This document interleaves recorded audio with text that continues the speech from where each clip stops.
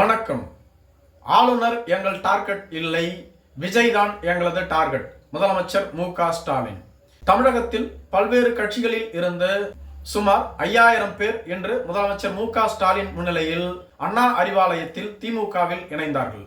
அதிலும் நாம் தமிழர் கட்சியைச் சேர்ந்த 3000 நிர்வாகிகள் அந்த கட்சியில் இணைந்ததாக கூறப்படுகிறது.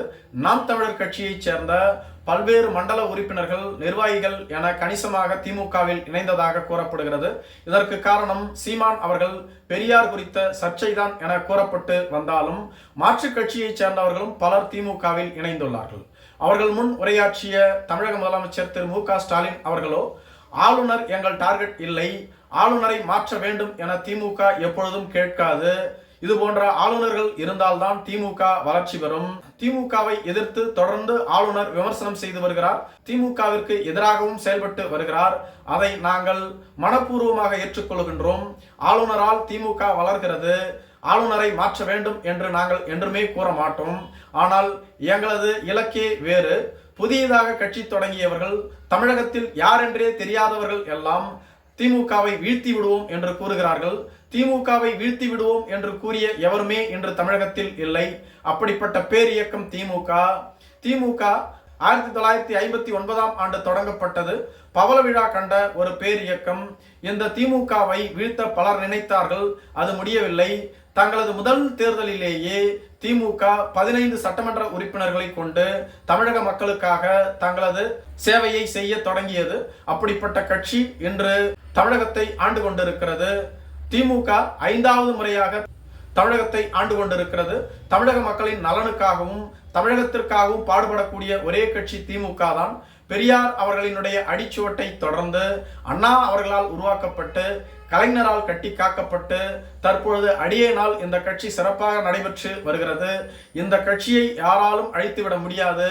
இந்த கட்சியை அழித்து விடுவேன் என மனப்பால் குடிக்கலாமே தவிர செய்து காட்ட முடியாது.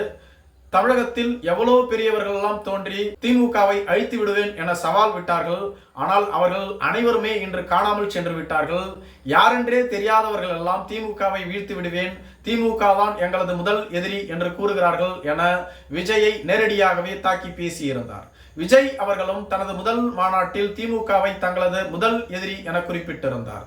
அதாவது பெரியார், அண்ணா போன்றவர்களினுடைய முகமூடியை பயன்படுத்தி கொண்டு திராவிட மாடல் என்று கூறிக்கொண்டு ஒரு குடும்பம் தமிழகத்தில் தொடர்ந்து ஊழல் செய்து வருகிறது. ஊழல் ஆட்சியை தமிழக மக்களுக்கு வழங்கி வருகிறது. அதை நான் வேறறுப்பேன் என கூறியிருந்தார்.